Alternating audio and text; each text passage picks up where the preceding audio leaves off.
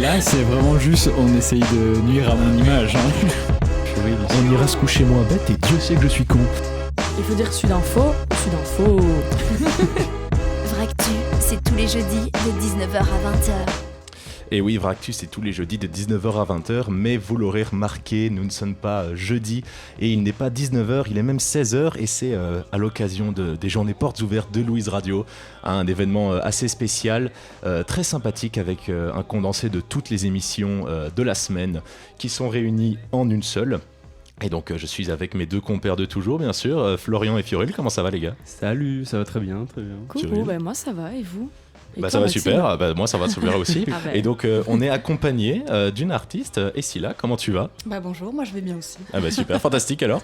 Écoute, là l'émission Vractu, vous le savez, ceux qui écoutent bien sûr, je n'ai pas la prétention d'avoir un audimat. On est écouté à travers le monde. Pardon, oui c'est vrai, on est même transatlantique maintenant, nous c'est vrai, j'avais oublié qu'on avait des gens qui nous écoutaient du Canada. C'est une émission qui a l'habitude de réagir avec des gens. Bon là malheureusement les gens, on ne va pas réagir avec eux parce qu'on n'a pas accès à Twitch, parce que d'habitude on est sur Twitch. Donc ici on a prévu des trucs, et oui, les choses changent, on a prévu des trucs. On a préparé l'émission. Comme quoi... C'est surtout ça qui change en fait. Et tout peut arriver. Et donc on est là avec Essila pour parler de ta carrière d'artiste et de ton nouveau titre qui vient de sortir aujourd'hui d'ailleurs. Oui. Et donc écoute Florian, je te laisse la barre, vas-y, je t'en prie. Merci. On va commencer très très simple. Est-ce que tu peux te présenter ici là ? Donc je te laisse te présenter comme tu veux. Alors donc du coup je m'appelle Alice de mon vrai prénom de base quoi. Et j'ai choisi le nom Essila parce que tout simplement c'est mon prénom à l'envers. Je suis auteur-compositeur belge et j'ai un projet anglophone avec des chansons avec les influences un petit peu groovy funk. D'ailleurs, c'était une des questions que j'avais notées, c'est le fait d'inverser Alice comme nom d'artiste, ça venait d'où l'idée ? Il y avait un besoin de te séparer l'artiste de la personne que tu étais au jour le jour, on va dire. Alors c'est une bonne question. En vérité, j'ai eu un petit coup de pression du label en mode ok, ça fait des années que tu cherches ton nom d'artiste, donc si tu l'as pas dans les 5 minutes qui viennent, écoute, on t'en impose un. Donc c'est un peu genre le coup de pression, mais qui m'aurait pas fait, tu vois. Mais du coup, moi je l'ai pris hyper à cœur et j'ai dit ok, du coup j'ai rien, donc je vais juste mettre mon prénom mais à l'envers. T'as fait un peu le truc qu'on fait tous quand on négocie, où on inverse toutes les lettres. C'est ça, et j'ai essayé de l'écrire d'une manière un peu sympa. Et voilà, c'est comme ça que c'est arrivé le Essila de Alice. Ouais. Si je peux me permettre, c'est vraiment, il y a une demi-heure, j'ai fait « Ah, mais c'est Alice en fait, d'accord !» Je suis témoin, voilà. C'est quand je suis arrivé. Donc il a lu la conduite, il a vu le Alice Essila, il a fait « Waouh !» Je l'avais pas, donc voilà, très bien trouvé, bravo. J'ai pensé en 5 minutes, j'ai fait... Mais je t'avoue, quand j'ai fait mes recherches aussi, j'ai eu un mindfuck quand je suis tombé sur l'info. Il y a énormément de gens qui ont du mal parce qu'ils préfèrent dire Elissa à cause du Alice que Essila, et donc à chaque fois je suis là, malheureusement c'est l'autre. Mais du coup, Essila, tu n'as pas toujours été chanteuse, tu as aussi eu un parcours tout avant ça, et exact. Selon mes petites sources, tu as été ici à Louvain-la-Neuve. Ah, exactement. Et comme moi j'étais en FIAL, j'ai même entendu que tu étais au Cercle FLTR, est-ce que tu me confirmes tout ça ? Oui, j'étais en cercle qui m'a valu le fait de ne pas réussir mes années. Aïe. Mais j'ai essayé, j'ai essayé. J'étais en lettres, effectivement. J'ai fait Romagne germanique et j'ai adoré. Vraiment, c'était les meilleures années de ma vie, avant mes meilleures années de ma vie en tant que chanteuse. Mais oui, j'ai fait mes études à Louvain-la-Neuve et je connais bien cette ville. Juste par curiosité, tu as participé à la revue et tout ou... Oui, j'ai fait la revue. Ça m'étonne pas du tout. Si tu veux aller trouver des petits... D'ailleurs, on en rigole encore avec mes petits compatriotes de revue parce que du coup, je suis arrivée à la première revue. Je commençais à être dans le milieu de la musique et je suis arrivée et j'ai dépassé tout le monde de la file parce que j'avais un rendez-vous hyper important. Et elles m'ont toutes haï sur le moment, donc j'étais un petit peu la paumée de la revue que personne n'aimait. Et finalement, on est toutes devenues très potes. Mais à la base elle m'aimait pas quoi. C'était vraiment la chanteuse qui vient en tant que chanteuse alors que elle faisait ça pour le plaisir et moi j'étais là, je venais tout casser. Et du coup, cette envie de chanter, c'est quelque chose que tu as toujours eu ou bien ça t'est venu un peu avec le temps? Mais en fait, je pense que c'est une question qu'on me pose souvent. J'ai toujours chanté. Je me souviens que du plus jeune que j'étais, j'ai les parents qui étaient divorcés déjà très très jeunes et mon papa me faisait écouter des chansons anglophones. Donc vraiment tout ce qui pouvait être rock, Linkin Park, du U2, j'avais tout.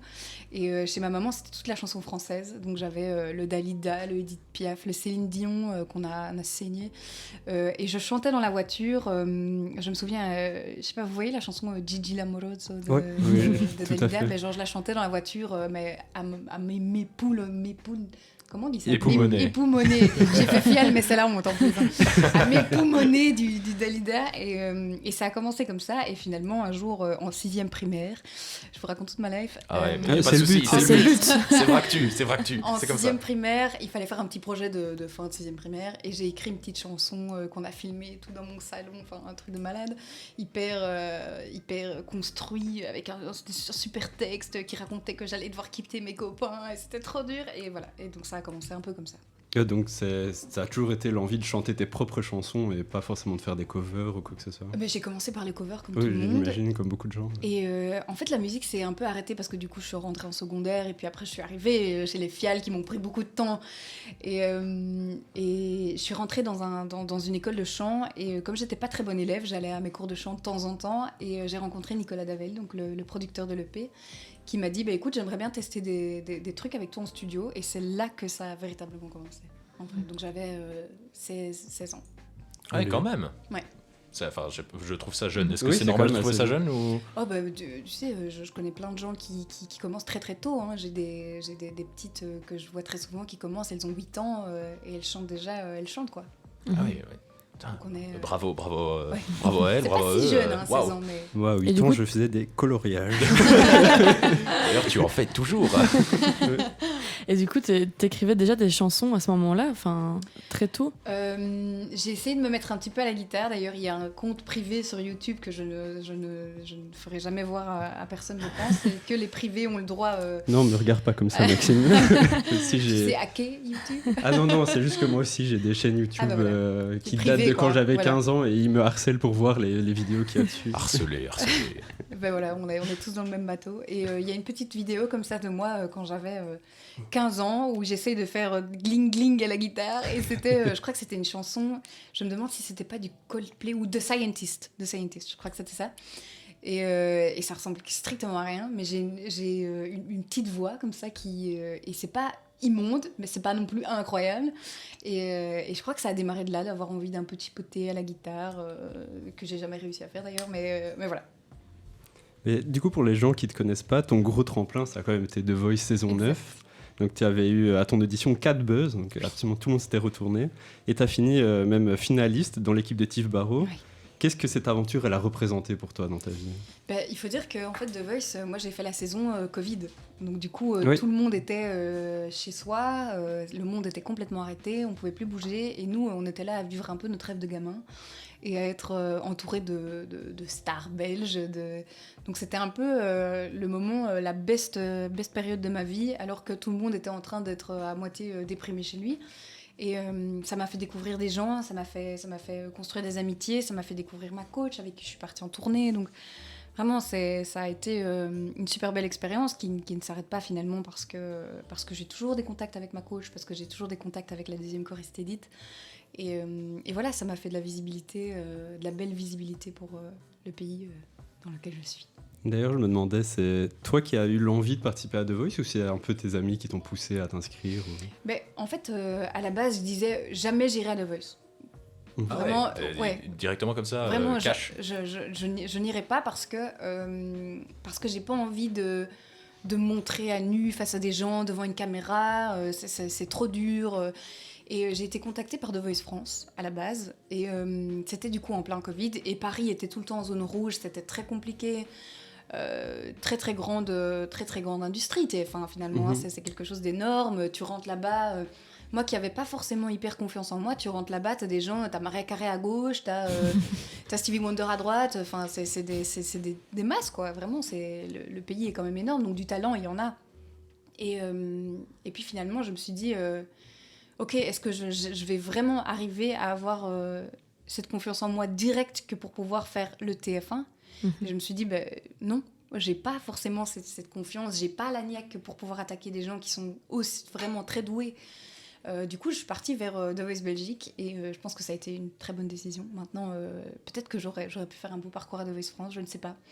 Mais voilà, c'est ce que m'a apporté The Voice Belgique en tout cas et je regrette pas du tout.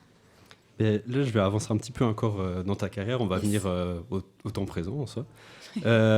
Donc, moi, en me renseignant, j'ai vu que tu avais un style plutôt pop avec des influences funky et groove. Ouais. Mais comment est-ce que toi, tu décrirais ton style musical si comme tu devais viens l'expliquer. de le décrire en fait. C'est vraiment de la pop moderne, mais avec des influences groove, un peu parfois années 80. J'adore tout ce qui est un peu la synthwave des années 80, un peu romantique.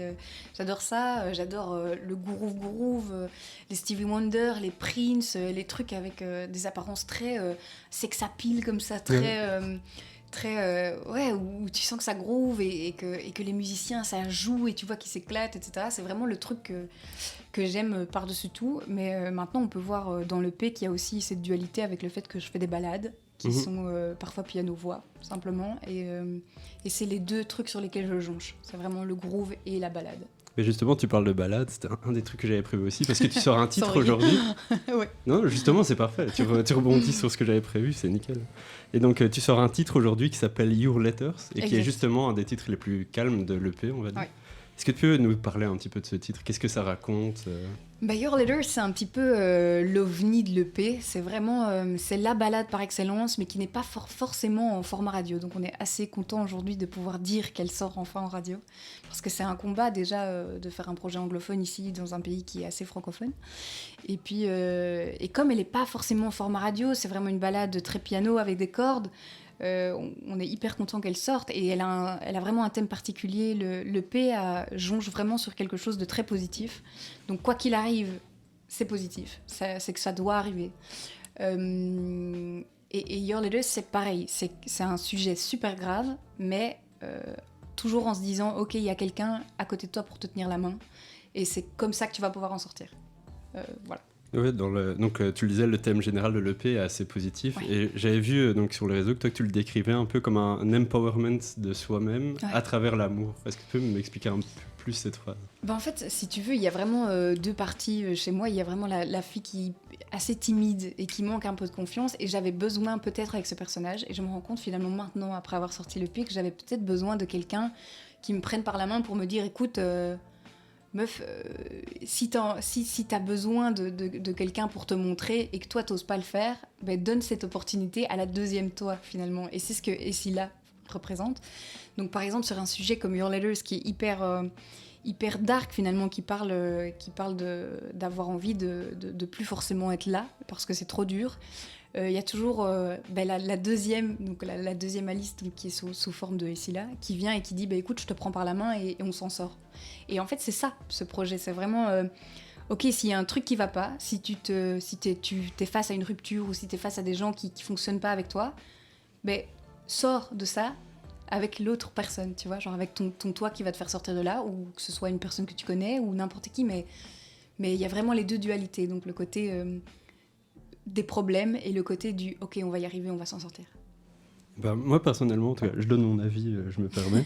Je trouve que cette dualité dans l'album fonctionne super bien. Dans l'EP plutôt. Parce que j'ai écouté l'EP hier du coup pour préparer l'interview et j'ai vraiment bien aimé ce fait que tu as des sons très groove et funky comme Not My Kind of Dude ou Alone Tonight et après ça passe d'un coup à Your Letters qui est beaucoup plus calme et ça fonctionne très bien je trouve. C'est gentil, merci. Et je recommande à tout le monde qui nous écoute d'aller l'écouter. J'ai écouté très également chouette. et j'ai beaucoup aimé. Il faut dire que moi c'est vraiment les trucs qui me touchent parce que j'adore les trucs un peu groove et puis hop t'as une petite chanson qui te fait un petit peu pleurer là. Moi c'est les trucs il m'en faut pas plus quoi. C'est tant mieux. Mais moi je me demandais, est-ce qu'il y a peut-être un moment où tu vas te dire je vais changer complètement de style musical, je vais m'essayer à autre chose? C'est une super bonne question. En vérité, j'ai toujours été quelqu'un d'hyper... Ça a été super dur pour moi parce que j'ai une facette hyper caméléon. Donc du coup, j'aime chanter de tout. Tu me fais chanter de la country, j'adore ça. Tu me fais chanter de la folk, j'adore ça. Tu me fais chanter de la vieille chanson française, j'adore ça. Donc ça a été très difficile de percevoir un seul domaine vers lequel aller. Ça s'est trouvé avec le personnage qui a été construit, évidemment, mais c'est vrai que si ça ne tenait qu'à moi, demain, je te sors un truc où je te fais un gros rap français à la n'importe quoi, enfin, qui ne ressemble à rien. Tu vois. J'achète. On fait ça quand? Et je pense que j'ai toujours un petit peu cette dualité, et c'est aussi ce qu'on peut ressentir qui parfois donne un petit peu du mal dans le domaine musical, c'est que généralement on dit un chanteur ou une chanteuse doit avoir une personnalité forte et les gens doivent s'embriquer là-dedans, et ça doit toujours être convaincant dans la même sphère comme ça, tu vois, genre il doit y avoir le truc du ok, on sait que c'est elle et c'est toujours très ressemblant. Finalement moi je suis un peu restée dans ma zone de caméléon, parce que il y a toujours une forme de ressemblance, mais il y a quand même le truc funk et le truc balade qui n'a rien à voir. Donc j'ai toujours les deux trucs, et il y a toujours un petit côté rebelle qui veut pas aller vers là où finalement il faut aller dans l'industrie musicale ici, quoi. Bah, en tout cas, moi, je me dis, si jamais dans 10 ans, je vois un son et si là, et où c'est du bon gros rock ou un truc du style, un truc vraiment très hard, moi, ah yes. C'est possible. On était là quand on en a parlé. Et, on était là. Écoutez, Florian. Moi, j'avais peut-être une toute dernière question. En soi, quels sont tes plus grands rêves et tes projets d'avenir là ? Enfin, qu'est-ce qu'on peut te souhaiter en fait pour le futur ? Beaucoup de scènes. Évidemment, c'est vraiment le truc que j'aime le plus défendre, je pense. Beaucoup de scènes. Et alors, vraiment, j'aimerais... Je pense qu'on est beaucoup à vouloir ça, mais j'aimerais que l'industrie musicale... on dit souvent qu'elle fonctionne en cycle. Donc, par exemple, si pour l'instant, il y a énormément de français urbains, peut-être que demain, il y aura, comme on en discutait tout à l'heure, peut-être que demain, il va y avoir beaucoup de country avec Beyoncé et Taylor Swift. J'ai hâte qu'un jour, tout le monde ait sa place, finalement. Et c'est là que ça devient important, parce que c'est dur pour les gens qui ne sont pas dans la tendance, d'entrer dans la tendance en faisant juste ce qu'ils aiment, et pas parce qu'ils ont décidé de faire ce que l'industrie demande. Je pense que c'est ça que je souhaite, autant pour moi et autant pour les autres artistes, c'est d'avoir leur chance en faisant ce qu'ils aiment, finalement, parce que c'est dur et qu'on en a besoin aussi. On a besoin d'avoir notre place, et on est déjà très content d'être ici avec vous et d'avoir notre place. Oh, mais avec plaisir. Ouais, avec plaisir. Évidemment. Écoute, merci d'être venu nous parler de toi. Je sais pas si vous avez peut-être éventuellement encore une petite question, vous deux. En parlant de scène, est-ce qu'on te retrouvera bientôt ou pas en concert ? Super question. Ah yes. Oui, bien sûr. Oh là là. Heureusement que Cyril est là. La Oh là là. journaliste dans l'âme. Ouais, oui, je fais bien mon travail. Ah ouais. Effectivement, on va pouvoir me retrouver sur scène. On a quelques concerts qui arrivent. On a par exemple un Rideau Rouge qui arrive. On a... je sais pas trop si je peux le dire, donc du coup, non, on n'annonce pas encore. Ok. Ah non, on voulait On l'exclure. a un signe qui dit middle dans le studio. On a la majeure qui rapporte à l'ordre. On a des jolies dates qui vont arriver. De toute façon, tout sera sur les réseaux. Je suis sur Insta, je suis sur Facebook, je suis sur TikTok. Tout arrivera sur les réseaux, mais on a quelques belles dates qui arrivent, et on est impatients de vous y retrouver. Et il y aura des festivals cet été ? Je pense que... Oui, à ça, peut-être. Mais voilà, en tout cas, tout sera mis sur les réseaux, évidemment. Et voilà, donc... Donc, faut Trop suivre les chouette. réseaux. C'est quoi, Oui. éventuellement, l'identifiant Insta à donner aux gens? Toujours Essila. Sur Instagram, c'est Essila Off. Sur Facebook, c'est Essila. Généralement, c'est noté en majuscule. Voilà. Mais je pense que vous pouvez le trouver même en minuscule. Ouais, voilà. Donc, parfait. Comme ça, les gens savent. Il faut, pour aller te voir, il faut aller regarder sur les réseaux d'abord. Exact. Et voir les prochaines dates qui arrivent. Et prendre les places très vite. Et prendre les places très vite, hein, oui. évidemment. En tout cas, pour vous donner envie, on va se laisser déjà pour une petite pause musicale, justement, avec le son qui est sorti aujourd'hui, Your Letters. Et donc, on se retrouve tout de suite après. Merci d'être venu. Ici, Merci là. beaucoup. Oui, Merci merci beaucoup beaucoup, pour c'était très cool. C'était super sympa de t'avoir. Et donc, on s'écoute ce son à tout de suite.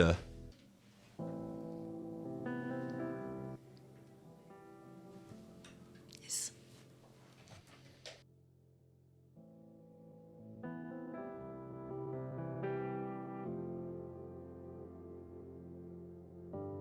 I am the keys to your home, fighting for you to know. But it's okay to say that I was standing here by your side when you smile at me and hoping to fly. Things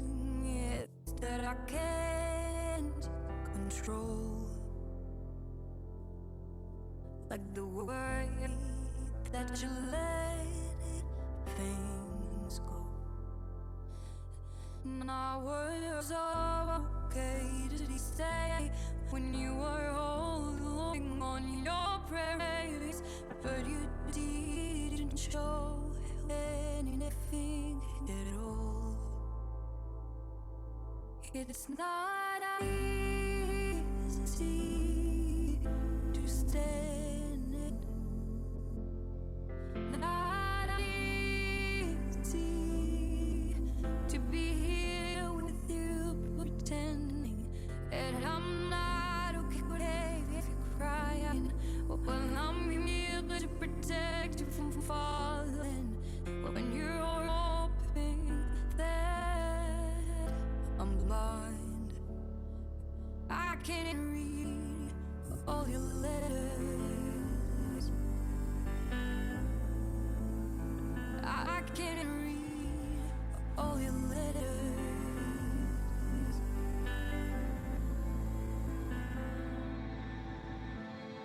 You're always on your own.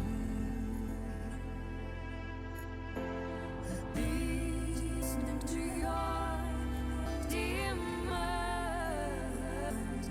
and you do care about what they're saying, 'cause you're not listening. Sure is reason, and you want to let me hear all alone.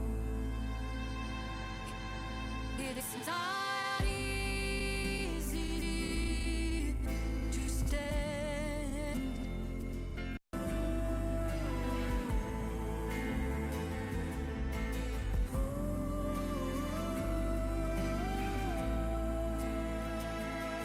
If you need to shout, go ahead. Feel free to leave it all behind. There's a place for you. You can feel some doubt, but for me, there's no future without you. It's not easy to stand. It's not easy to be here with you, pretending that I'm not okay if you're crying. Well, I'm here to protect you from falling, and you're hoping that I'm blind. I can read all your letters. I can read all your letters.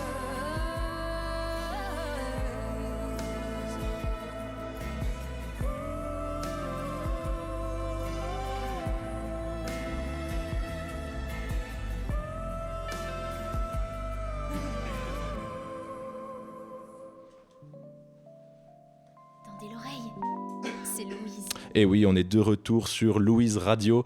Bien sûr, on est toujours Vractu, l'équipe de Vractu, qui est là pour faire une partie d'émission qu'on n'a pas l'habitude de faire. Mais donc, je pense pour l'instant, ça va plutôt bien. Vous êtes toujours à l'aise, les gars ? Ça Oui, se ça passe va, bien, hein. très très bien. Et donc, on accueille en studio maintenant Margot. Et donc là, on est de retour pour un petit format, entre guillemets, avec lequel on est plus habitué, juste avoir une invitée qui est là pour parler d'un sujet en Souvent, particulier. souvent les copains-copines. Voilà, souvent les des copains-copines, invités. c'est vrai. Et donc, je vais commencer par la question qu'on pose tout le temps. Margot, es-tu en journalisme ? Eh bien non. Ouais. Yes. Ah, est-ce que... Non, je n'ai... Ah, j'ai Oh non, plus on le- n'a pas le attends, soundboard. Attends, si. J'ai levé les bras par habitude alors que personne nous voit vu qu'il n'y a pas la Il n'y a caméra. pas la caméra, personne ne nous voit. Eh bien, écoutez, coucou Margot. Bonjour. On est très heureux de t'avoir avec nous. De même. Et donc, j'ai l'impression que le sujet sur lequel on va parler avec toi aujourd'hui, c'est un sujet qui se met dans l'actualité un peu particulièrement, parce qu'on est quel jour aujourd'hui ? Ah ben le 14 février, il me semble, non ? Alors jusqu'ici, je te suis, mais du coup, c'est... La Saint-Valentin. Ah yes. Et du coup, j'ai fait un yes très yes. Et du coup, on va se retrouver pour une petite. En fait, je vais te laisser décrire de quoi on va parler parce que j'ai peur à chaque fois de mélanger les mots. Donc, vas-y, je t'en prie. Puisque Maxime n'introduit pas bien l'émission, en plus d'inviter les copains-copines, souvent on parle du coup d'actualité ou de sujets plus ou moins chauds. Et aujourd'hui, vu que c'est la Saint-Valentin, je me suis dit, mais pourquoi pas inviter Margot, qui est étudiante en sciences de la famille et et de la sexualité, mais également membre de l'Angela, donc quota projet ici à Louvain-la-Neuve, féministe à visée intersectionnelle. Déjà, Margot, est-ce que tu veux rajouter quelque chose à cette petite présentation ? Non, ça me semble tout à fait bon. Est-ce que ça va ? On peut commencer ? On y va. Allez. Du coup, Saint-Valentin, vous le savez très bien, c'est l'actualité. Et moi, je voulais savoir un petit peu, parce que du coup, de notre point de vue d'étudiant en journalisme, on ne connaît pas forcément toutes les questions sur le sujet. Est-ce que, en fait, la Saint-Valentin, c'est une bonne nouvelle pour les couples ? Est-ce que c'est nécessaire de le fêter quand on est en couple ? Alors, tout d'abord, non. Enfin, en tout cas, mon avis, c'est que non, évidemment, ce n'est pas nécessaire de fêter la Saint-Valentin. Chacune fait comme il ou elle le souhaite. Et d'autant plus que la Saint-Valentin est quand même un concept très capitaliste, sans surprise. Du coup, non, ce n'est pas du tout nécessaire. Mais évidemment, chacune fait comme il l'entend. Et c'est vraiment en fonction des envies qui sont propres à tout le monde. Est-ce que c'est pas un petit peu un dictat dans un couple, parfois, de vouloir fêter à tout prix la Saint-Valentin, de vouloir offrir des cadeaux, etc., en ce jour spécial, et parce qu'on se dit, en fait, si je n'offre pas un cadeau, je suis peut-être pas une bonne copine ou un bon copain.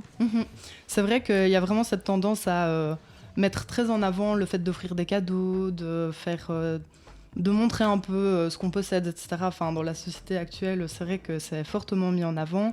Après, il ne faut pas oublier qu'il y a plein de manières de montrer son amour à ça ou son partenaire, et que du coup, il y a d'autres manières.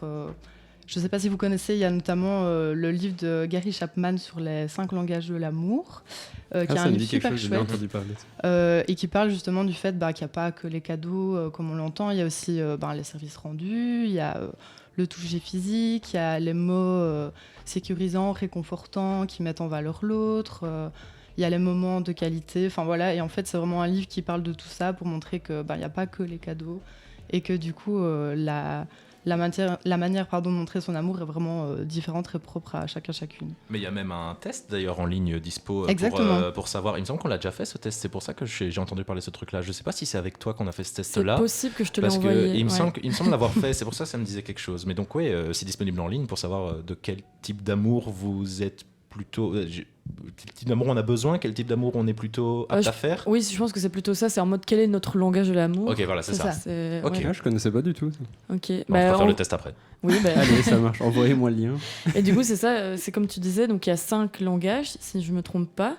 Et donc, je sais pas trop si vous savez un petit peu c'est quoi votre langage de l'amour, si vous en avez un en particulier. J'en avais un, mais je me rappelle plus c'est lequel. Moi, j'ai pas fait le test, donc je sais pas c'est quoi les 5 types. Je sais pas si tu peux rappeler les 5. C'est les 5 que tu as dit juste avant. Du coup, il y avait vraiment les mots, vraiment les compliments, ce genre de choses. Le toucher physique, vraiment les câlins, les bisous, ce genre de choses. Il y a les services rendus, donc le fait de rendre des services à l'autre. Les cadeaux, dont il était déjà question ici. Et les moments de qualité, vraiment de passer des moments qualitatifs avec ça ou son partenaire. Moi, je sais que j'avais fait le test et que c'est vraiment les moments qualitatifs qui me définissent bien, quoi. J'adore passer du temps de qualité où on est juste à deux. Voilà, je pense que c'est le truc qui me touche le plus. Moi, à mon avis, ce serait plutôt les mots et le toucher physique. Moi, je pense que c'était un mélange de... Parce que, vu que j'avais fait le test avec toi, il me semble que c'était les moments de qualité aussi, et une partie aussi toucher physique. Ça doit passer par les deux là. Voilà, c'est le souvenir que j'en ai en tout cas. N'hésitez pas à faire le test chez vous si vous trouvez sur Internet. Et donc, ça pourrait un petit peu... Ça démonte un petit peu l'idée de cette Saint-Valentin où on a d'office envie d'offrir des cadeaux au final. C'est ça. Et évidemment, il n'y a pas que les cadeaux, il y a aussi les fameux clichés, n'est-ce pas? Notamment les roses, ce genre de choses. D'ailleurs, je voulais rajouter que les roses, voilà, c'est pas très éco-responsable, on va pas se mentir. Du coup, ça c'est chouette aussi de déconstruire un peu ce cliché des roses, car c'est vrai que c'est pas toujours l'idéal. Du coup, voilà. écoute, je pense que, je sais pas si vous voulez rajouter un petit truc sur la Saint-Valentin. Pas particulièrement, je t'avoue que c'est pas spécialement. Moi, c'est Pas votre dada. C'est pas une fête que j'ai toujours eu l'habitude de fêter, que je sois en couple ou célibataire, bien sûr. Mais donc, c'est vrai que même avec quand j'étais en couple, c'était pas la fête où on se disait on va d'office faire un truc, aller au resto, faire un dîner aux chandelles ou je ne sais quoi. Non, c'était plus, on se dit à la limite, on se retrouve à deux, on se dit là, on prend une soirée à deux et on fait un truc, mais c'était juste histoire de se dire voilà, on est à deux pour la Saint-Valentin, mais ça s'arrête là, quoi. Donc voilà. Moi, ça n'a jamais été un truc où on se mettait fort la pression non plus avec ma copine, parce qu'on est tous les deux très chill, même tout ce qui est genre anniversaire et tout. Enfin, pas anniversaire, mais genre les dates importantes, genre quand ça faisait 4 ans qu'on était ensemble, 3 ans, des trucs comme ça. Genre, s'il y en a un des deux qui oublie, on s'en fout, quoi. Genre, ça nous arrive tous les deux, des fois, de se rendre compte à midi en mode, mais en fait, c'est aujourd'hui que ça fait 3 ans qu'on est ensemble. Donc, la Saint-Valentin, c'est la même chose. Donc, on se prend pas trop la tête. Et ouais, si on a le temps, on fait quelque chose à deux, mais sinon, c'est une journée normale, quoi. Bon, du coup, on passe au sujet suivant et on va un peu virer du tout au tout parce que du coup, entre guillemets, on va aussi parler de sexologie parce que du coup, c'est aussi un lien avec tes études. Et récemment, dans l'actu, il y a eu un peu une polémique avec Thibaut InShape. Bon, il est souvent au cœur de polémique, on va pas mentir. Et qui avait invité une sexologue qui est souvent qualifiée de réac apparemment sur les réseaux sociaux. Et aujourd'hui, j'avais un peu envie de débunker sur Internet le vrai du faux. En fait, les informations, parfois il y a des informations sexologiques qui sont données sur les réseaux sociaux et qui sont pas toujours vraies, et parce que comme tous les contenus qu'il y a sur les réseaux sociaux, je ne vous apprends rien évidemment. Et du coup, dans cette vidéo de Thibaut InShape, cette sexologue affirme que les couples doivent avoir des relations sexuelles au moins une fois par semaine, et elle ose même faire un parallèle avec le fait d'aller à la mosquée en disant que parfois t'as pas envie d'y aller mais t'y vas quand même parce que c'est un rendez-vous. Et du coup, je voulais un petit peu débunker ces propos-là en mode mais en quoi c'est terrible. Oui, c'est terrible. J'ai un contre-exemple, les relations à distance. Voilà, oui, ça. C'est bon. Et du coup, cette réponse est problématique, et je me suis dit que Margot, tu pouvais peut-être nous aider et nous aiguiller.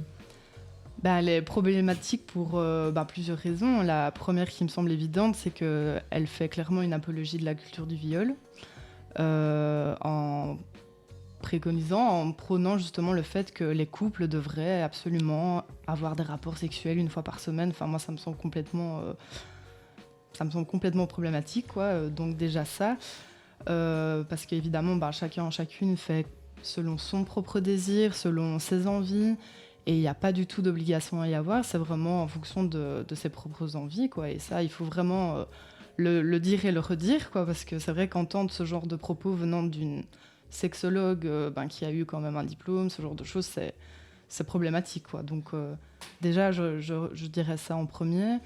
Et puis ensuite, c'est vrai que c'est aussi problématique parce qu'il y a une invisibilisation de la sexualité. Ces personnes qui n'ont pas ou peu d'attirance sexuelle, et du coup c'est vraiment invisibiliser une catégorie, une partie de la population en fait. Donc voilà, pour plusieurs choses c'est problématique, mais je dirais surtout pour ces deux choses-là. Donc, Du coup, c'est vraiment des propos qui ne sont pas du tout inclusifs, parce que du coup, qui ne pensent pas aux personnes asexuelles, mais comme l'a dit Maxime, peut-être aussi à des personnes qui ont des relations à distance, et ça n'en fait pas moins un couple que de ne pas avoir de relations sexuelles toutes les semaines, parce qu'ils sont à distance. Tout à fait, c'est vraiment pas la sexualité qui fonde en couple, ça va bien au-delà. Il y a plein de choses qui définissent un couple. On peut se poser la question de qu'est-ce qu'un couple finalement. Mais je ne pense pas que la sexualité définisse le couple par essence, quoi. En tout cas, ça, c'est mon avis. Ah non, clairement pas. Puis ça peut donner un espèce de sentiment de culpabilité aussi quand tu entends des propos comme ça, en disant mais moi, j'ai pas forcément envie une fois par semaine. Est-ce que je suis normal? Est-ce que... Oui, de culpabilisation, c'est sûr. Qui est pas ouf du tout, quoi. Alors que c'est vraiment chacun son rythme, quoi. Chacun. Mais c'est peut-être pour ça, du coup, que ça contribue à cette culture du viol, parce que du coup, les gens se sentent coupables, et en fait, ils se disent ok, je vais me forcer à avoir des relations sexuelles, et ce qui est encore plus problématique, parce qu'il faut pas du tout se forcer, évidemment. Oui, ça, on le répétera jamais assez, mais ne pas forcer l'autre et ne pas se forcer non plus soi-même. Du coup, dans cette vidéo qui ne cesse d'énumérer des propos problématiques, en fait, cette sexologue, elle est aussi connue pour prôner une contraception naturelle. Je mets ça entre grosses guillemets parce que du coup, en fait, elle, sa définition, c'est qu'en fait, on devrait un peu programmer ses rapports, tel un calendrier, parce que du coup, ce serait genre une fois par semaine, etc. Parce que du coup, ces rapports devraient se faire sans préservatif ou sans pilule ou en tout cas sans moyen de contraception. Et en fait, vu que c'est une vidéo qui est fort destinée à un jeune public, parce que le public de T-Bone Shape, c'est évidemment des enfants, enfin des adolescents qui en général ont 14-15 ans, qui du coup découvrent leur sexualité, je voulais voir un petit peu avec toi, Margot, en quoi ça peut être problématique peut-être en termes de santé sexuelle, en fait, d'avoir ce genre de propos. Tout à fait. Déjà, c'est intéressant parce que c'est vrai qu'aujourd'hui, on constate vraiment qu'il y a un retour à la contraception dite naturelle, donc vraiment le fait de principalement éliminer les hormones.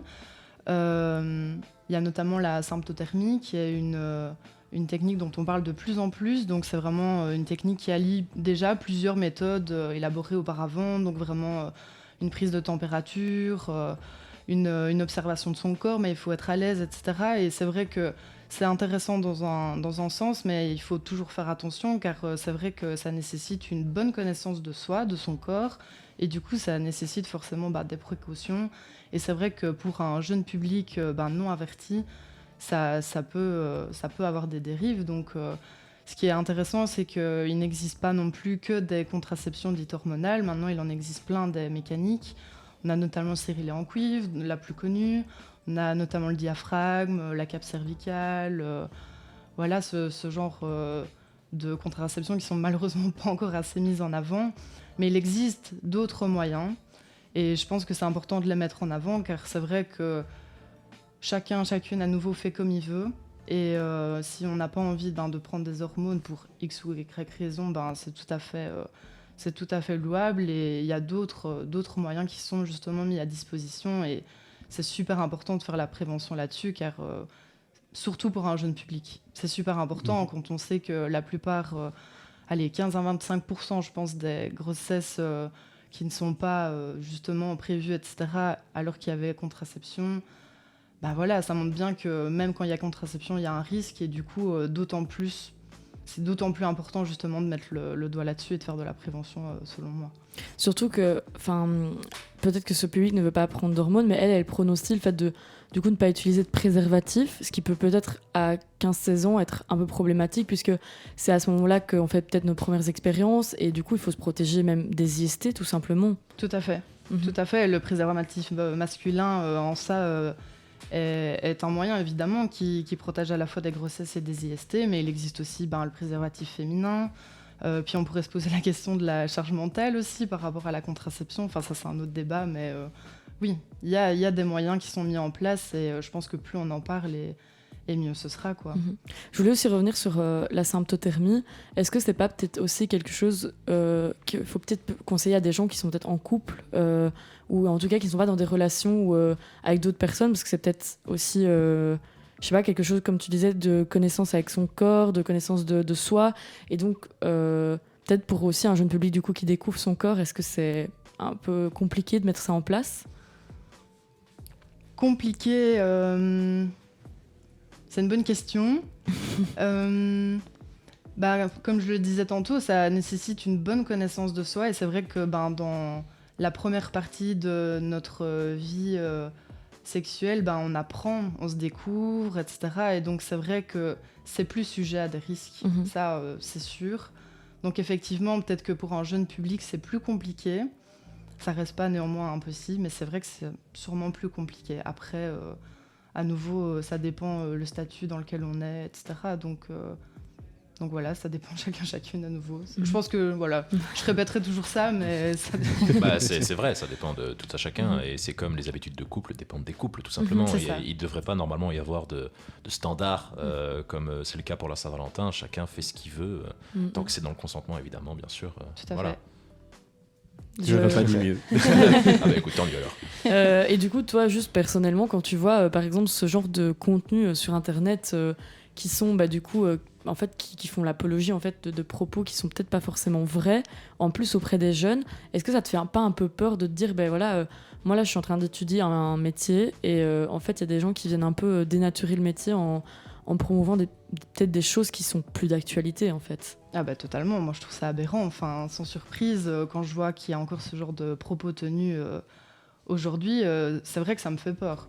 Parce que je me dis que là aujourd'hui il y a moyen de faire de la prévention, on en parle beaucoup, il y a plus tabou qu'il y avait auparavant, donc c'est important de donner des bonnes informations, des informations qui sont valides, et il n'y a rien à faire. Faire de la prévention et de l'éducation sexuelle, moi je pense que c'est super important, et c'est vrai que ça fait peur quand on voit ce genre de contenu sur les réseaux, ça c'est sûr.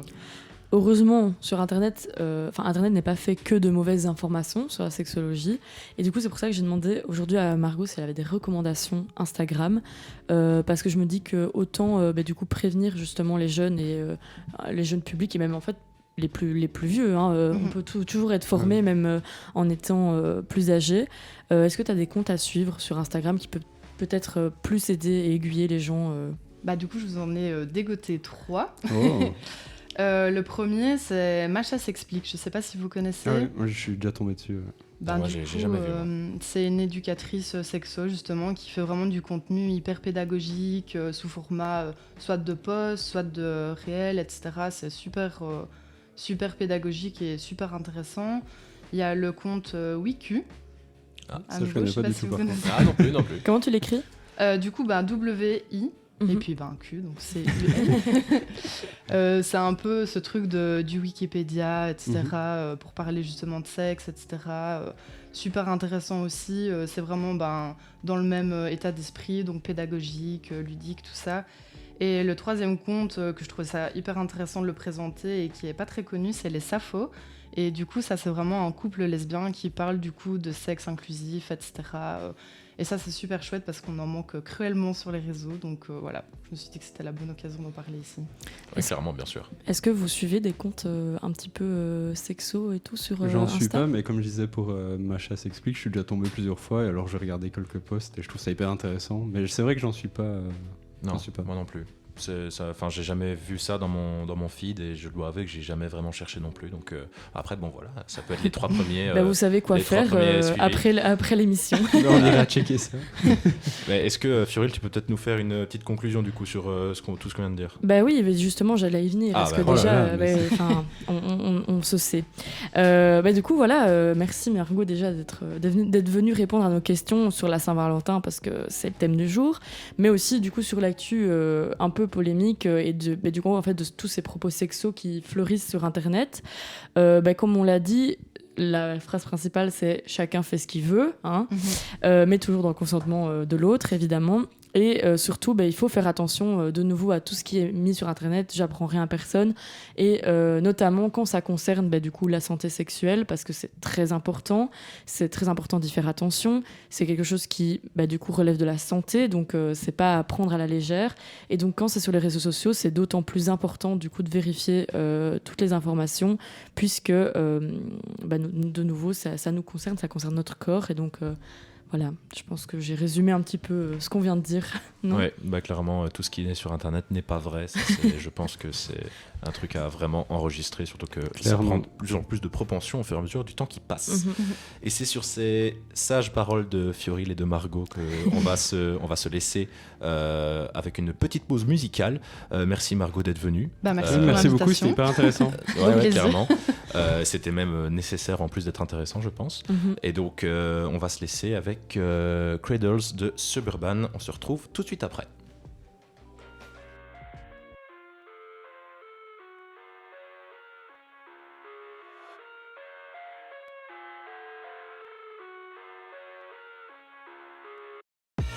I live inside my own world of make-believe. Kids screaming in the cradles, profanities. I see the world through ice covered in ink and bleach. Cross out the ones who heard my cries and watched me weep. I love everything. Fire spreading all around my room. My world's so bright, it's hard to breathe, but that's alright. Hush.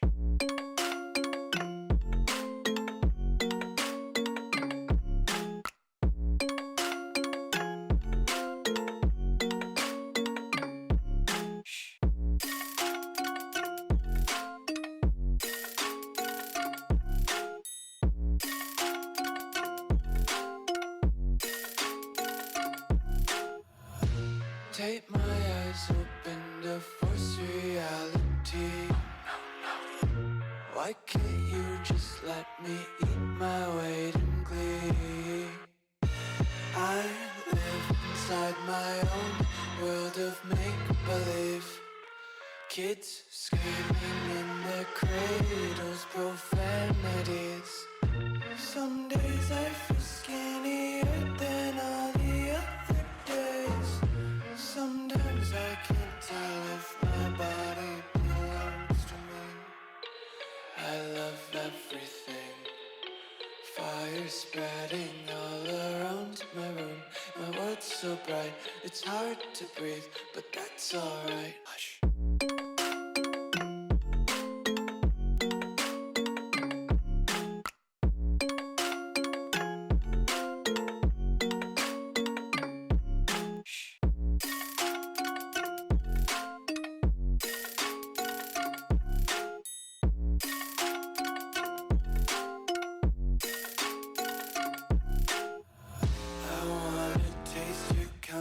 Hold your breath and feel the tension. Devils hide behind redemption. Honesty is a one-way gate to hell. I wanna taste consumption. Breathe faster to waste oxygen.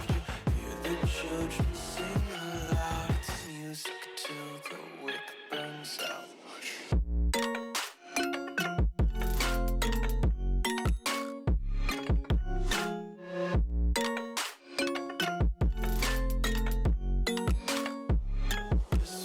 Be carefree lately, yeah.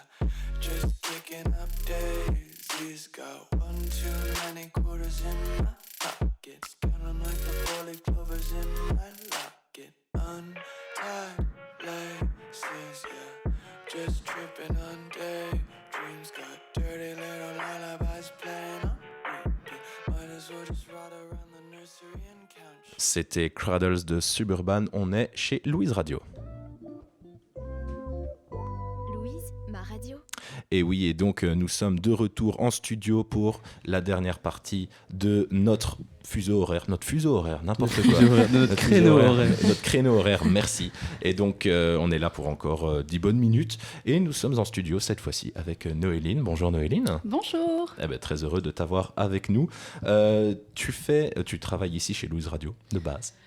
Oui, j'y Et- travaille. Enfin, c'est plus sur base volontaire, on va dire, parce que du coup, je fais le service citoyen. Et donc, en fait, c'est pas un job, mais je suis là pendant encore un petit moment, jusqu'à mi-avril, normalement. Mais donc tu fais voilà. des choses ici. Ouais. Tu fais des choses ici, et notamment un contenu le vendredi à 11h Ouais. qui s'appelle Il y a de la joie. Voilà, exactement. Et donc on se retrouve pour une version live de cette chronique. Je t'en prie, on t'écoute. Oui, bah, du coup, je vais vous lire la petite intro de Y a de la joie, comme ça, histoire de réintroduire pour les gens qui n'auraient pas encore écouté. Bien sûr. C'est en fait donc actuellement dans les infos, les journaux, que ce soit papier ou télévisé, on lit plein de nouvelles. Enfin, forcément, c'est à ça que ça sert. Donc voilà, tous les médias qui diffusent ce qui se passe dans le monde.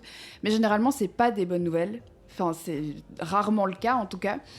Et c'est pour ça que moi, mon émission, elle existe. C'est pour parler de choses positives qui se passent autour de notre planète. Et voilà, donc c'est pour faire sourire et remonter le moral en cas de besoin. Mais c'est super, surtout que c'est vrai qu'on n'a pas trop ça en Belgique. Hein. Non, c'est vrai. Du journalisme constructif, c'est donc normalement des news positives ou des news qui apportent des solutions en plus d'annoncer les problèmes. C'est vrai qu'on n'a pas beaucoup. Et donc c'est très chouette à faire comme chronique, je trouve. C'est carrément un gap dans le paysage médiatique belge. Et donc tu as des bonnes nouvelles du coup. Oui, j'en ai 3 pour vous aujourd'hui. Oh, incroyable. Donc voilà, je peux commencer avec la première qui est la sélection des Badger Cats pour les Jeux Olympiques. Donc ils ont été qualifiés, je peux carrément dire elles. Ils ont été qualifiés, c'était, je sais plus exactement quand c'était, mais la semaine passée, quand elles ont battu le Sénégal, les Sénégalaises, à Anvers, et du coup elles ont été qualifiées pour les Jeux Olympiques de Paris en août 2024. Et donc en fait, c'est les championnes d'Europe qui ont battu le Sénégal de 97-66. C'était vendredi soir, voilà, au Sport Palace d'Anvers, et elles étaient assurées de terminer dans le top 3 du tournoi de qualification olympique avant même d'affronter le Nigeria. Quand elles ont été battues sur le buzzer par les Américaines jeudi soir lors d'une rencontre qui marquera l'histoire du basket belge. Les Belgian Cats s'étaient assurées de fêter leur qualification pour les JO 2024 dès ce vendredi soir lors de la victoire contre les Sénégalaises grâce à la victoire des États-Unis face au Nigeria en début de soirée. Les Belgian Cats n'avaient pas encore n'ont pas livré leur prestation la plus aboutie due à la dépense contre les Américaines quelques jours avant. Mais ça a quand même suffi pour que le Sénégal soit éliminé et qu'elle soit sélectionnée pour partir aux Jeux Olympiques 2024. Et c'est vrai que les Belgian Cats, moi j'ai suivi un peu ce match, du coup, les Belgian Cats contre les États-Unis, et c'est vrai qu'il y avait ce truc de se dire, les États-Unis en termes de basket, voilà, c'est le must. C'est compliqué de battre. effectivement le job, il est colossal pour les battre. Et apparemment, les Belgian Cats ont, c'est peut-être le cas, les Belgian Cats ont clairement limite mené le jeu pendant une grosse partie du match. Du mal, hein. C'est la fin de journée. Il a pas les termes de sport. Ça se voit tant que ça. Fallait pas le dire. Les gens n'avaient pas encore compris. Je pense que s'ils avaient pas compris. J'ai même vu que ça avait fait un petit peu polémique ce match parce qu'il y avait une faute d'une joueur américaine qui aurait dû normalement être sifflée, qui n'a pas été sifflée. Du coup, j'en sais rien parce que du là, coup, la Belgique aurait pu gagner le match. Et donc, ouais, c'est vrai. Mais c'est vrai que c'est une bonne nouvelle. Ça reste une bonne nouvelle parce qu'on a perdu de 2 points, il me semble seulement. Oui, c'était vraiment pas grand-chose. Et ce qui était incroyable aussi, c'est que le Sport Palace était rempli pour un match de basket féminin, ce qui était encore jamais arrivé. C'est très chouette aussi, du coup. C'est une bonne nouvelle que ce soit pour la Belgique et pour le féminisme, en fait, au final. Donc, let's go les Cats pour les JO, bien sûr. J'ai très hâte de les voir à la TV pour les JO. Les Cats qui défendent aussi maintenant, qui sont devenues les ambassadrices de la Fondation contre le cancer. C'est très chouette aussi de leur part.